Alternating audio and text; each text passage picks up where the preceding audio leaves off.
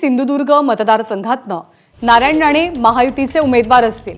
त्यामुळे या मतदारसंघात भाजपचे नारायण राणे विरुद्ध ठाकरे गटाचे विनायक राऊत अशी थेट लढत पाहायला मिळणार आहे।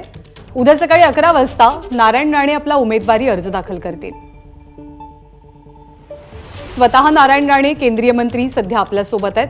नारायण राणेजी नमस्कार, आपलं स्वागत आहे। सगळ्यात आधी अभिनंदन, आपली उमेदवारी जाहीर झाली आहे। पहिली प्रतिक्रिया। धन्यवाद धन्यवाद धन्यवाद।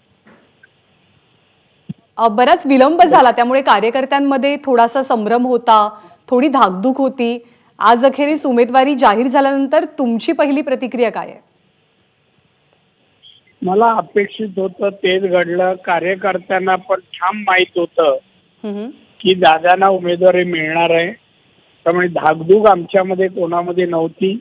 मी प्रथम माननीय पंतप्रधान नरेंद्र मोदी साहेब,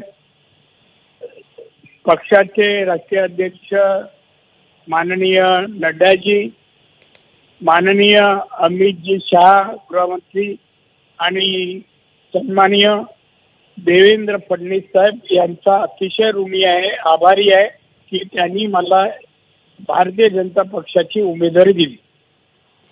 खरं तर कोकण म्हणजे शिवसेनेचा गड असं समीकरण जुळवलं जातं। महायुती आहे, सगळेजण तुम्ही एकत्र आहात, पण यावेळेला शिवसेनेकडे असलेला हा मतदारसंघ भाजपकडे गेला आणि आपल्याला उमेदवारी मिळाली आहे, याबद्दल तुमचं मत? आपण शिवसेनेचा गड करणारे कोण होते? नारायण राणेच होते ना तिकडे तेव्हा। आणि तुम्हाला एक सांगतो, 2 वेळा निवडून आले ना ते मोदी कृपेमुळे। 14 आणि 19 तेव्हा युती होती, त्यामुळे ते स्वतःच्या शिवसेनेच्या ताकदीवर नाही निवडून आले, भाजपच्या पाठिंबामुळे मोदींच्या नावामुळे निवडून आले। आणि ही निवडणूक आताची आहे ना, माझ्या विरुद्ध शिवसेना उद्धव गट, ही एकतर्फी होईल। नारायण राणे भाजपचे उमेदवार एकतर्फी निवडणूक जिंकणार। राणेसाहेब, प्रत्येक जण निवडणुकीच्या वेळेला आपण इतक्या मोठ्या मताधिक्यानं विजयी होऊ अशी विधानं करत असतात। कोकण तुमचं घरच आहे, हक्काचा मतदारसंघ आहे तुमचा। तुमचा काय अंदाज आहे, तुमचा काय सर्वे आहे, किती मोठ्या लीडनं फरकानं तुम्ही यंदा विजय मिळवणार? 2.5 लाख मताधिक्याने निवडून येणार, 2.5 लाख मताधिक्य। जी, गेल्या वेळेला विधानसभेला एक छोटीशी सल राहिली होती, आपला पराभव झाला होता, तर ती सल दूर करण्याची ही एक संधी आहे आत्ताची उमेदवारी? नाही, असं काही नाही। माझ्या आयुष्यात मी 6 निवडणुका सलग जिंकलोय तिकडे, आणि मला त्या निवडणुकीत जो पराभव झाला त्याला आता बरीच वर्ष झालेली आहेत, त्याचा काही संबंध नाही। पण ते अंतर्गत काही गोष्टीमुळे तो पराभव झाला, विरोधकांमुळे नाही।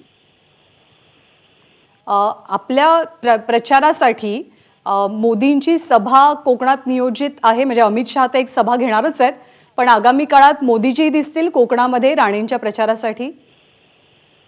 माहित नाही, मी अजून कोणाशी बोललो नाहीये।